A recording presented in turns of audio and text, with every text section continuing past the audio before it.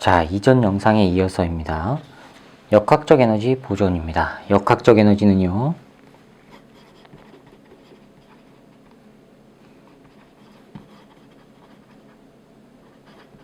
메카니컬 에너지입니다. 즉 메카니컬 에너지, 이 책에서는 이렇게 기호를 썼죠. 이 메카니컬 에너지는요, 카이네틱과 포텐셜 에너지 합을 말해요. 그런데 앞에서 7장에서 요 카이네틱 에너지 변화량은 1과 같다, 해준 1과 같다 이렇게 나왔고요. 이 8장에서 포텐셜 에너지 변화량은 마이너스 W라고 했어요. 중력과 반대 방향이니까, 반대 방향으로 힘을 가해줘야 되니까 이거를 연계해서 쓰면은요, 델타 K는 마이너스 델타 U다, 요게 되죠. 그렇죠? 그런데 델타 K라는 얘기는, 즉 운동 에너지 변화량이라는 얘기는 나중 값에서 처음 값 빼준 거죠. 그러면 K2 빼기 K1 이렇게 표현하면 되고, 포텐셜 에너지도 마찬가지로 나중 포텐셜 에너지에서 처음 포텐셜 에너지를 빼주면 돼요. 괄호를 없애주면 이렇게 나와요. 자, 이거를 오른쪽으로 넘기고 이걸 왼쪽으로 넘겨서 정리를 하면 이렇게 되죠. 무슨 얘기예요? 나중 역학적 에너지는 처음 역학적 에너지와 같다는 얘기예요. 역학적 에너지는 같다는 얘기예요. 모든 상황에서 처음 상태나 나중 상태나 운동 에너지와 포텐셜 에너지를 합한 거, 그 역학적 에너지는 언제나 똑같다는 얘기입니다. 이걸 다르게 표현하면 변화량은 0이라는 얘기예요. 즉 여기에서 델타 K, 요거를 오른쪽으로 넘기면 더하기 델타 U, 이게 바로 역학적 에너지 변화량이란 말이에요. 이건 얼마 나와요? 이거 왼쪽으로 넘기면 0 나오죠. 즉 변화량이 0이라는 얘기는 이게 늘어나면 이거 줄어들고, 이게 줄어들면 이게 늘어난다는 얘기예요. 그래서 변화 자체는 0이라는 얘기예요. 변화량 자체는. 되셨어요? 자, 그럼 이제 생각해 봅시다. 요게 줄어들다 보면은 요게 늘어났죠. 대표적으로 어떤 거예요? 위쪽으로 올라갈 때, 지면에서부터. 그럼 올라갈수록 속도가, 나중 속도는 이제 0이 되는 순간이 오죠. 그때가 뭐예요? 딱 멈췄어요. 이 멈추게 되고 나서는 다시 중력의 힘을 받아서 떨어지죠. 그렇죠? 이렇게 멈추게 돼서 떨어지는 이 순간, 멈추는 순간, 이때를 바로 터닝 포인트라고 해요.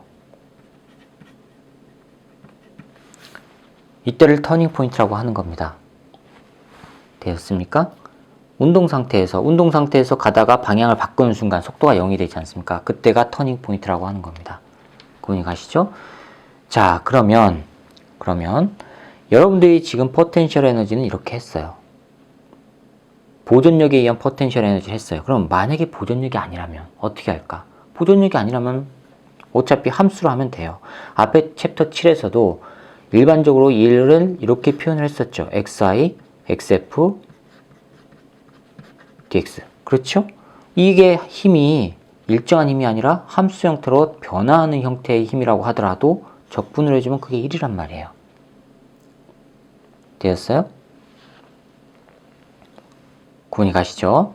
자, 그러면 이렇게 적분을 해준 형태일 경우에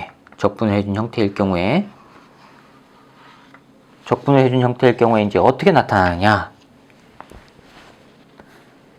요 적분을 해준 형태일 경우에 앞에서 찾아봤죠? 델타 U는 뭐하고 관련 있어요? 높이 변화량하고만 관련 있다고 했어요. 경로하고 관련이 없고. 그렇죠? 높이 변화량과 관련이 있다고 했어요. 그런데 이렇게 역학적 에너지가 언제나 일정하다라고 하는 이 현상은 한 개의 독립된 계에서 일어난단 말이에요. 시스템. 한 개의 시스템 내에서 여기에서 역학적 에너지 변화량은 언제나 0이란 얘기예요. 역학적 에너지 변화량은 0이에요. 되었어요? 자, 그런데 만약에 여기에서 외부에서 힘이 가해져요. 외부에서 일을 해줘요. 여기다가 W라고 하는 일을 해줘요. 그러면 W라고 하는 일을 해주면 이거에 의해서 내부 상태가 변해야 되지요. 그렇죠? 이해가 가세요? W라고 하는 이거를 해주면은 분명히 역학적 에너지가 변할 거란 말이에요. 이게 변한다는 얘기는 바로 또 요게 생긴다는 얘기죠. 그렇죠? 그럼 최종적으로 뭐예요? 외부에서 해주면은 이거가 생긴다는 얘기죠. 이게 보존력일 경우에는 이거 언제나 일정하다는 거, 변하지 않는다는 거, 이 합은 0이라는 거 했었어요. 그럼 만약에 마찰이 있는 비보존력 같은 경우에는 어떻게 되느냐?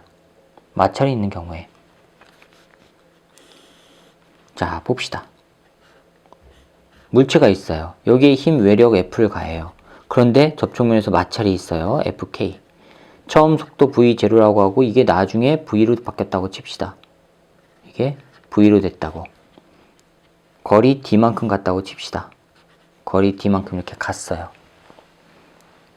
그러면 우리가 F만큼 힘을 가했지만 이 힘 전체가 그대로 일을 하는데 쓰인 게 아니죠. 마찰로 인해서 소모가 됐죠.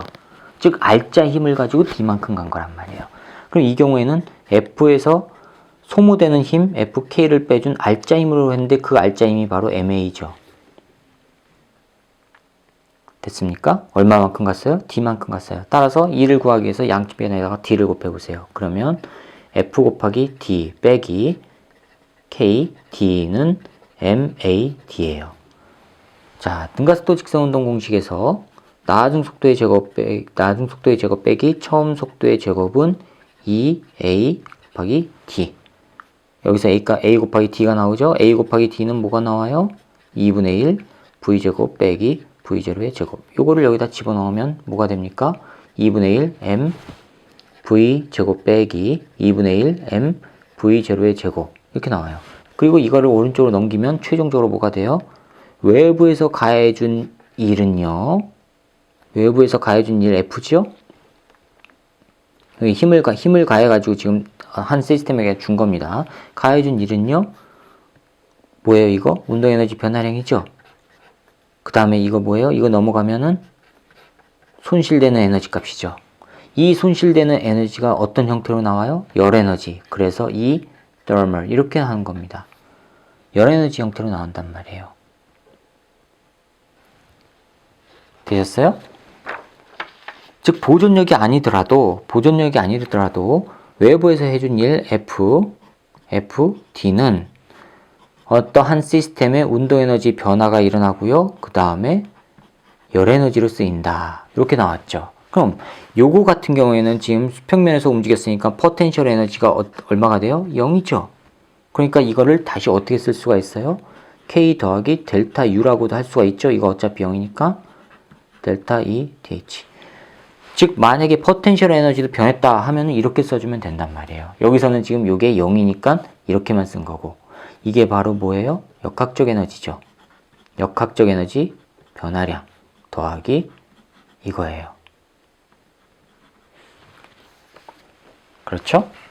이렇게 표현이 된다는 얘기예요. 그런데 만약에 운동 에너지와 포텐셜 에너지 이외에 이거 열 에너지가 있고 또 이거 이외에 다른 에너지가 존재한다면 이것들을 제외한 다른 에너지를 갖다가 내부 에너지라고 하는 겁니다. 인터널 에너지. 그럼 그 내부 에너지까지 합해 주면은 외부에서 해준 전체 일이다 라는 관계가 성립이 될 거 아니에요. 아시겠어요? 이 관계가 성립되는 거 이게 바로 에너지 보존 법칙이에요. 언제요? 비보존력까지 포함한 일반적인 에너지 보존 법칙이 이렇게 형성이 된다는 얘기예요. 보존력에서의 에너지 보존 법칙은 어떻게 돼요? W 하면은 그냥 델타 역학적 에너지 이렇게 된다는 얘기고 비보존력까지 포함한 에너지 보존 법칙을 하면 열 에너지와 내부 에너지까지 더해주면 된다는 얘기예요. 그 차이밖에 없습니다. 구분이 가시죠? 어떻게 되는지? 자, 그러면 만약에 우리가 일을 해서 에너지, 즉 역학적 에너지가 변했어요. 역학적 에너지가 지금 역학적 운동 에너지와 위치 에너지 합은 일정한 변화량은 일정한데 이 역학적 에너지, 즉 에너지가 에너지의 총량이 만약에 2라고 해봅시다. 우리가 일을 해서 발생한 에너지의 총량이 2란 만큼 발생을 했다고 칩시다. 그럼 처음에서 나중값을 빼준 것만큼 지금 발생을 한 거예요. 그러면 이 에너지를 발생시키기 위해서 해준 능률은 어떻게 구할까? 능률은 평균은 어떻게 구한다고 그랬어요? 전체 에너지 변화량 전체 시간으로 나누면 된다고 그랬죠. 챕터 7에서 했습니다. 그렇죠? 이건 평균값이에요. 그런데 어느 한 순간의 에너지 능률을, 에너지 인류를 구하려면 어떻게 돼요? 한 순간에서 인류를 구하려면 미분해주면 되죠. 이게 시간에 관한 함수로 나올 테니까. 됐습니까?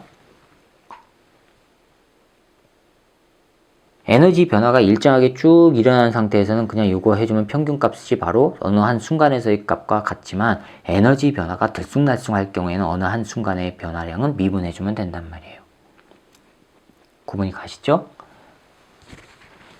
자, 이게 에너지 보존 법칙까지입니다. 역학적 에너지 보존 법칙까지입니다. 되었습니까? 자, 다음 영상은 질량 중심과 선형 운동량에 관해서 챕터 9에서 살펴보도록 하겠습니다. 자, 수고하셨습니다.